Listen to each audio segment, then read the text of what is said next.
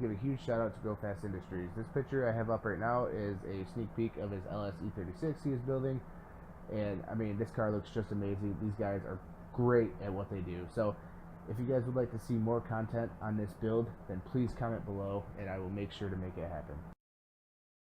Alright, what's up guys? So I just picked up the carburetor today. I ordered a cheap little gasket that you make yourself, and I'm going to we'll be installing the carburetor, doing some research on some stuff because I'm a little unsure what's going on. You know, it's my first carburetor setup I've ever done, so yeah, it's ancient technology. I have to research and figure out what I'm doing. So pretty much what we have here is an Edelbrock 750 CFM carburetor. Guys, so hopefully you can hear me because it is extremely windy out and it's very cold out and we're supposed to get snow. But here's the carburetor. So I pay for Amazon Prime for 2-day shipping, and for some reason I order something Tuesday night.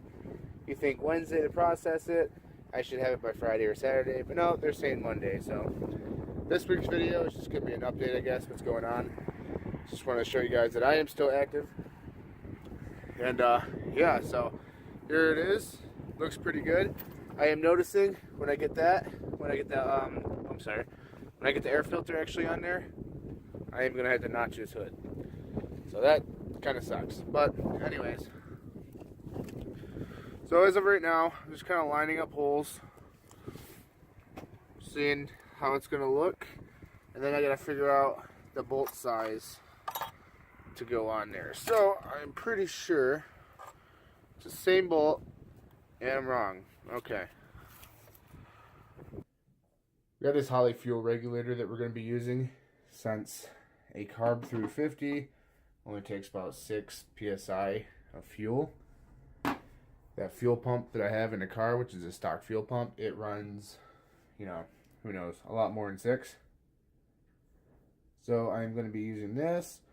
This was actually used on my buddy's E36 when he had the same swap in his car. That was the little intro that I had for you guys of Go Fast Industries. You know, he has an LS right now that he has in his E36, but he used to have a small block. So this was actually his. Another thing that he hooked me up with. So it's pretty simple. Get it to focus a little bit better. If it will, I don't know. Well, so here's the in. Oh, there it goes. What the hell? Here's the in, and there's the out. And then right here is the return. So I got my electric fuel pump. I'm going to make a bracket for this too, so I can put this like up on, I don't know, maybe like the firewall or something. Who knows? But, so anyway, so it comes from the fuel tank. The line comes in, goes to the in, goes to the out to the carburetor. Now, since it's technically reducing PSI or volume of the fuel that's actually running through the line, whatever is left out of that 6 PSI is going to go down to the return line, down to the return back into the tank where they get normal fuel injected, or yeah. What's going on, guys? So the first thing I did is I grabbed 3 foot of fuel hose. Don't think that's going to be enough, but grab some 5/16 by 18, I think, bolts for the carburetor, and I hope those are going to fit for the resonator or whatever it's called. I can't remember what it's called. But the first thing I'm going to do is I'm going to thread these in. I'm not going to worry about taking that tape off because I don't have the gasket anyway. That will be in next week's video, me making the gasket and stuff. Right down there is the fuel lines. I got to figure out where I want everything, probably right there, but we'll figure that out. I got to make the bracket and stuff like that. Guys, so it is snowing out, it is cold, but it's 8:30, my daughter's asleep, and I was just going to wait till tomorrow because I was charging the cordless drill batteries, but I decided to say fuck it, we're going to try making that bracket today for the restrictor. So I am just going to set you up, not much talking because I'm sure there's a lot of wind noise, so we're going to leave it at that.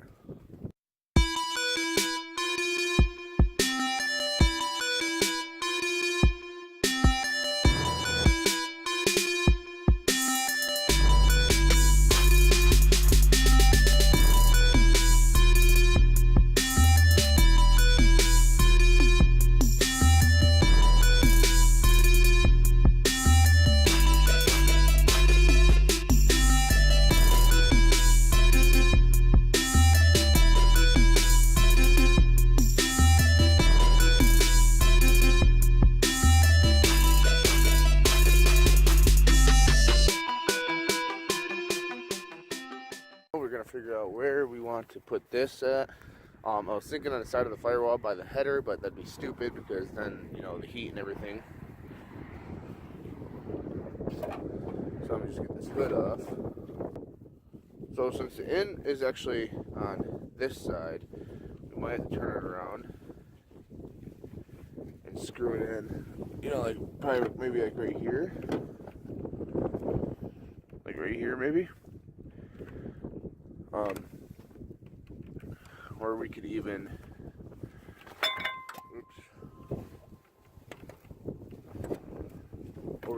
you know, put it up here somewhere.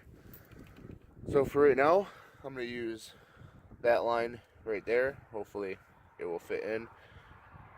And yeah, so let me try to get to that.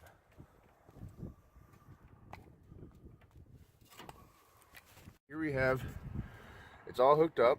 I just have to figure out a spot where I actually want to mount it, and we're going to have to trim this hose. Yeah, we're going to have to trim this hose right here. Sorry, it's fucking freezing. Yeah, so I'm going to put this header on. So now the exhaust is going to be a completely different video, but as of right now, I have to cut this flange off because how I have the motor mount set, if I had it back just a little bit further, then it would, you know, clear the, whatever that, you know, things on the steering shaft. So I'm gonna have to cut that off because we're going to have to make a custom exhaust, obviously. I mean, but yeah, so I'm gonna start doing that. Well, all right, so I'm gonna cut this off real quick. There's a helicopter over there circling something, I don't know what. It's Michigan, so who knows what. All right, let me set this camera up.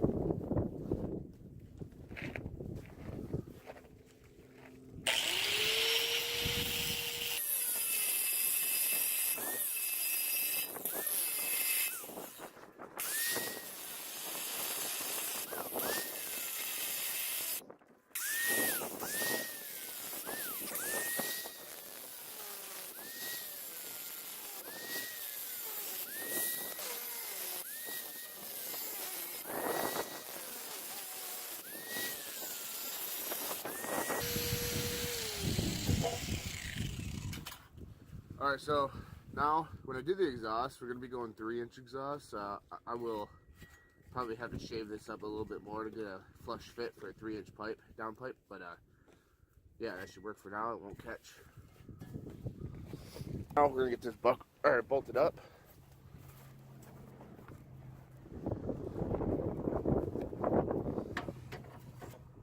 Like that. It's too windy and I don't really have a mounting point to show you real quick, so I'm going to pause this.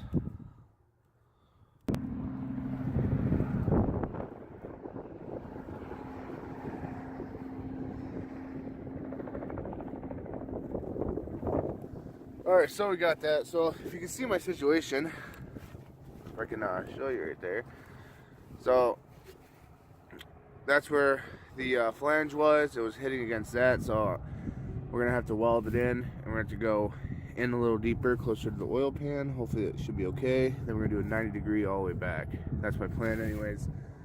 Who knows, it might change. This fucking guy's coming back. I'm not sure what he's doing.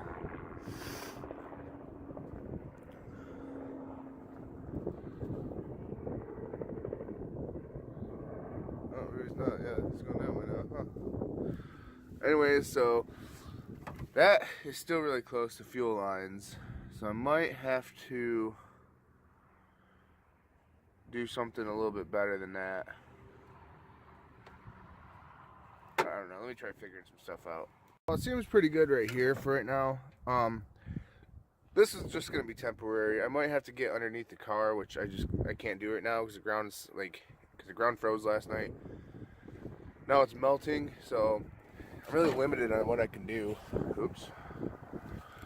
So what I might have to do is, if you can see, let's see if I can get you. right in there is the fuel filter.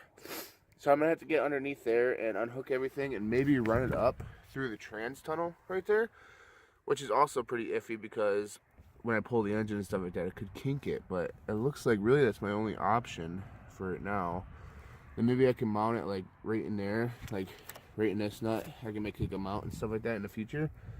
But for right now, for the initial start and everything, that is going to work.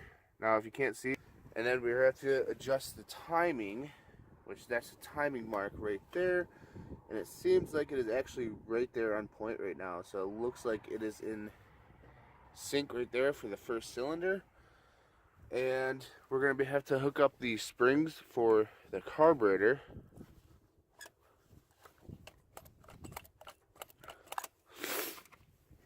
And it looks like that's going to be it, you know, besides running plugs and wires and stuff like that. So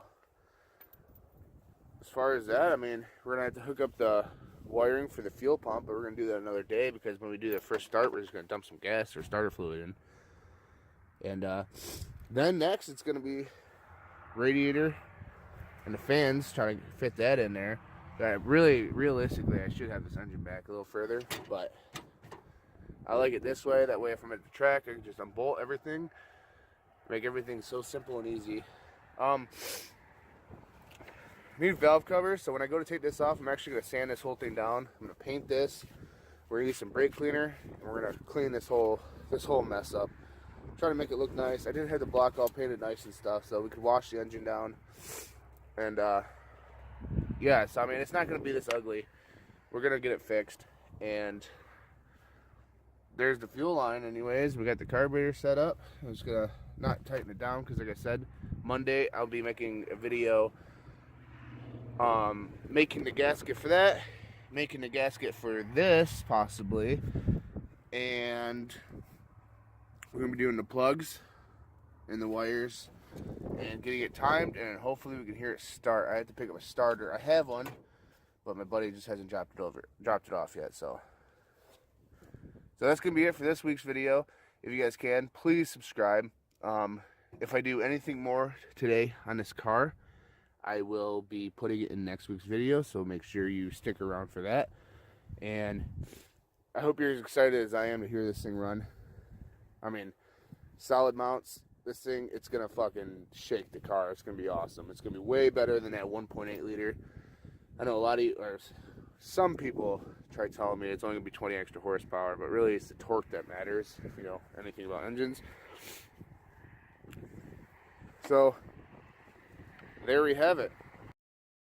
So I hope you guys liked this video. I am actually not gonna build the brackets right now because I have to find a spot that I will actually like it being mounted. Where I wanted it mounted, the fuel lines are running pretty good, at least 4 or 5 inches from the manifold, and we don't want that because then you'll have some gas boiling. So I'm sorry about the whole not building the mounts like I said I was in the beginning of this video, but I hope you guys enjoy. Please subscribe and like this video.